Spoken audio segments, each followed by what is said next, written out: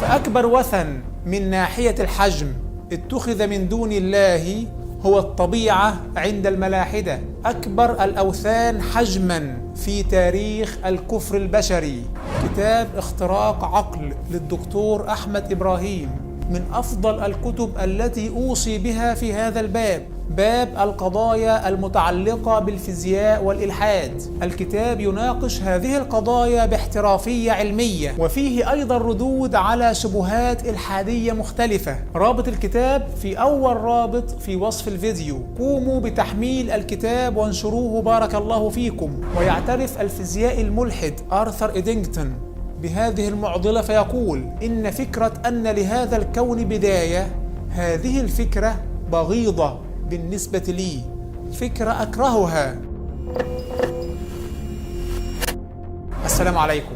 في هذه الحلقة سنتناول قضايا فيزيائية متعلقة بنشأة الكون وشبهات الملاحدة في هذه القضايا. في البداية علينا أن نعلم أن الإلحاد يقوم على الإيمان بقدرة الطبيعة على الخلق والإيجاد. الطبيعة عندهم مسؤولة عن الخلق والإيجاد والتدبير والعناية، نسبوا لها كل شيء. الطبيعة هي كل شيء، كما يقول الملحد اللادري كارل سيغان. The cosmos is all that is, or ever was, or ever will be. الطبيعة كل شيء، حتى أن توماس هاكسلي رفيق داروين وجرو داروين كما كان يحب أن يسمى، داروين بولدوغ، كان يسمي الطبيعة السيدة الطبيعة، ديم نيتشر. فأكبر وثن من ناحية الحجم اتخذ من دون الله هو الطبيعة عند الملاحدة، أكبر الأوثان حجماً في تاريخ الكفر البشري. وهذا بالمناسبة أحد الأسئلة التي ستكون في اختبارات هذه الدورة.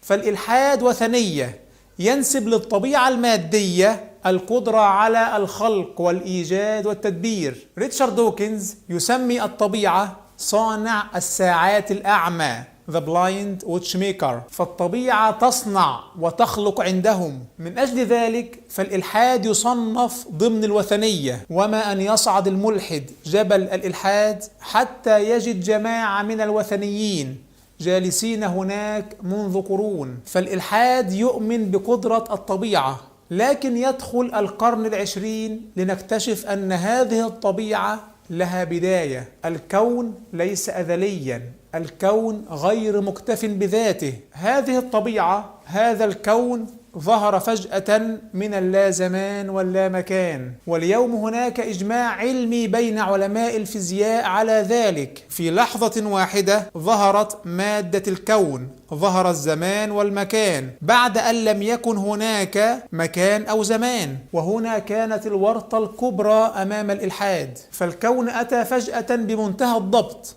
وبثوابت فيزيائية مبهرة وبحدود حرجة غاية في الدقة. الكون لم يوجد نفسه، الطبيعة لم توجد حتى نفسها، فضلا عن غيرها. هذه الاكتشافات العلمية أوقعت الملحدين في ورطة. يقول اللادري ديفيد برلينسكي: ينزعج الفيزيائيون بشدة من حقيقة أن لهذا الكون بداية، لأن هذا أمر له لوازم دينية، أمر سيجعلك تفكر في الخالق. ونفس الكلام يقوله ستيفن هوكينج في كتابه الشهير تاريخ موجز للزمن. يقول هوكينج: الذين لا يحبون أن لهذا الكون بداية لا يحبون ذلك لأن لهذا الأمر بعد ديني.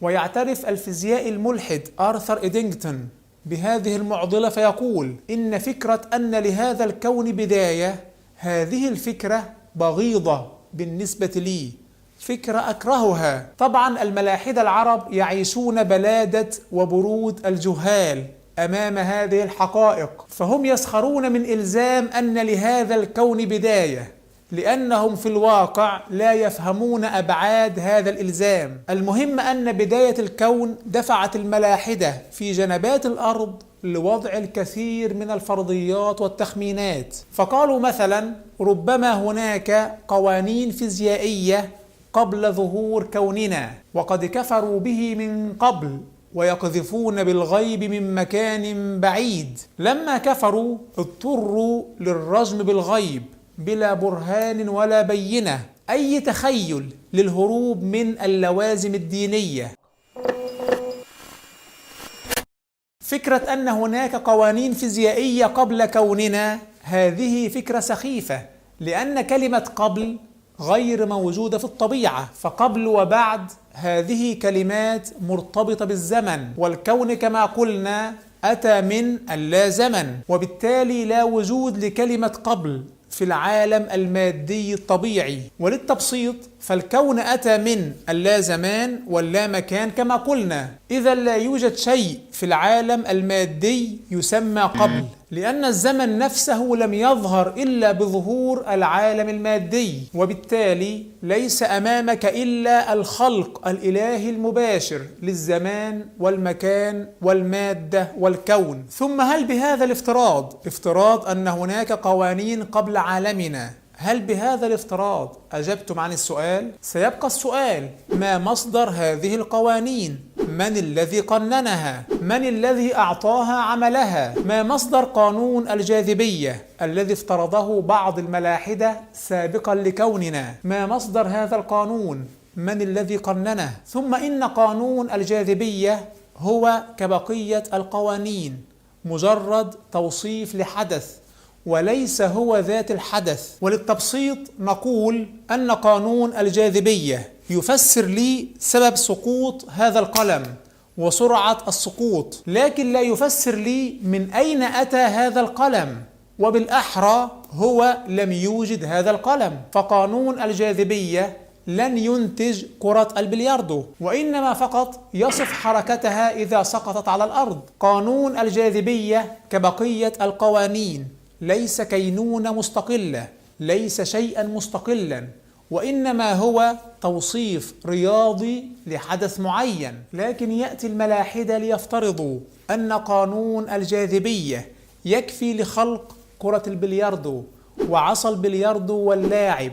إنها منتهى السخافة لتبرير الخرافة. أيضا بنفس القياس قوانين الاحتراق الداخلي في موتور السيارة لا تخلق موتور السيارة، فليس من العقل افتراض أن قوانين الاحتراق الداخلي في موتور السيارة هي التي خلقت موتور السيارة والسائق والطريق. ما لجأ الملاحدة إلى هذه السخافات البائسة إلا لأنهم بالفعل في ورطة. وهنا يأتي ملحد ليقول لك ربما في المستقبل نجد حلا لهذه التساؤلات، وهذا يسمى التوسل بالمستقبل، أكبر مغالطة يقع فيها الملاحدة. سأكفر من أجل حجة ربما تظهر في مستقبل لن أكون فيه، وهكذا ملاحدة ذاك المستقبل سيقعون في نفس المغالطة، ولن تجد من يتفكه ويتندر بكل هؤلاء مثل المستقبل. والذين يحاجون في الله من بعد ما استجيب له حجتهم داحضة عند ربهم وعليهم غضب ولهم عذاب شديد.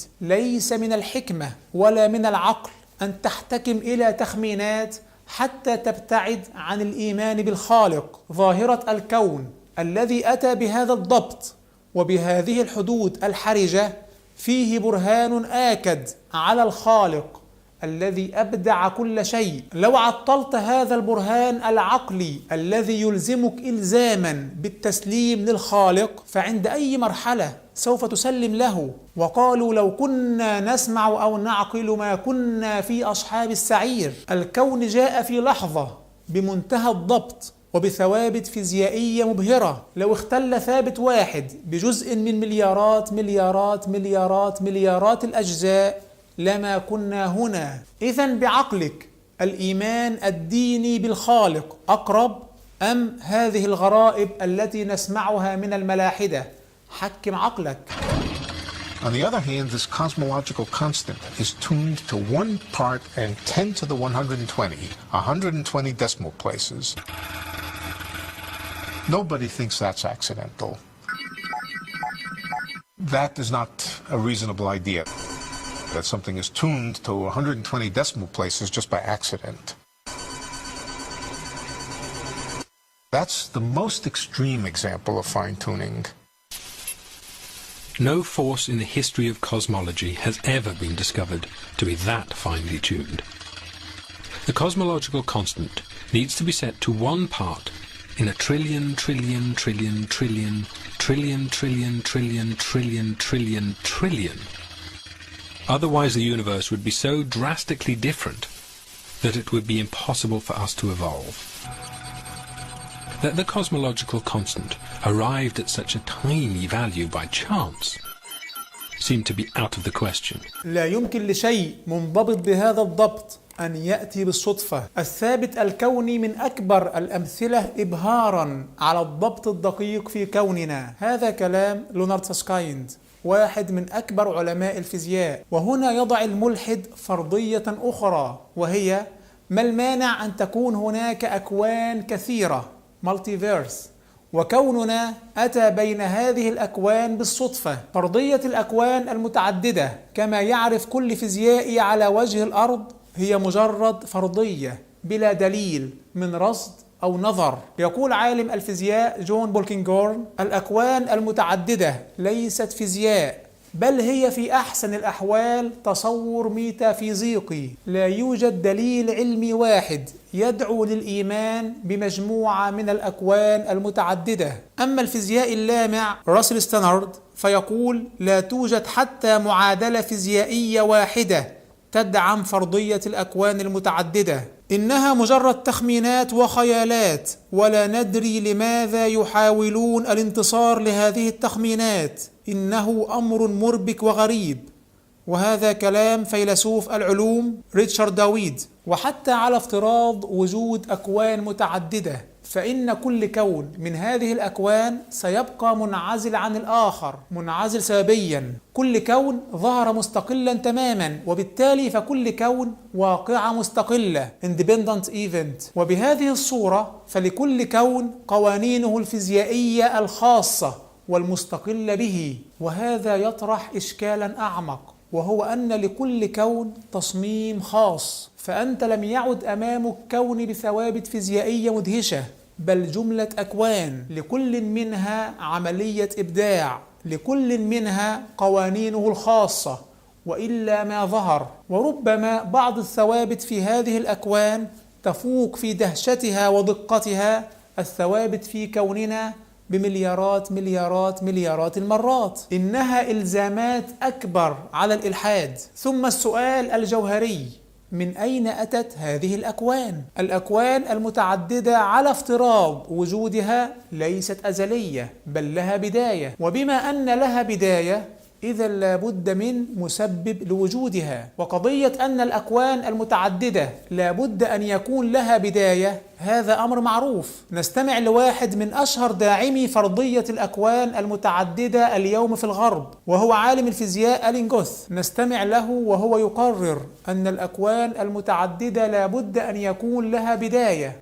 There had to be some original, the mother of all beginnings. Yes, that's right. Those issues are still a little unclear. I wouldn't say that those things are shown beyond doubt, but with reasonable assumptions, one could show that even in the context of inflation, with many bubbles forming, there would still be somewhere an ultimate beginning. There would still be somewhere an ultimate beginning. There would still be somewhere an ultimate beginning. It would still be somewhere ultimate beginning. ستبقى هناك بداية في مكان ما لهذه الأكوان. ستبقى هناك بداية نهائية للجميع. إذن سيبقى سؤال من أين أتت هذه الأكوان سؤالا قائما. ثم لتعرفوا سخافة هذا الافتراض، دعونا نضرب هذا المثال. عندما نسأل إنسانا من أين أتى هذا الغلام الصغير الجميل، هل من الممكن أن يجيب ويقول ربما له إخوة آخرين، بعضهم قد يكون قبيحا؟ هل هذا جواب؟ من أين أتى هذا الكون الأنيق المدهش؟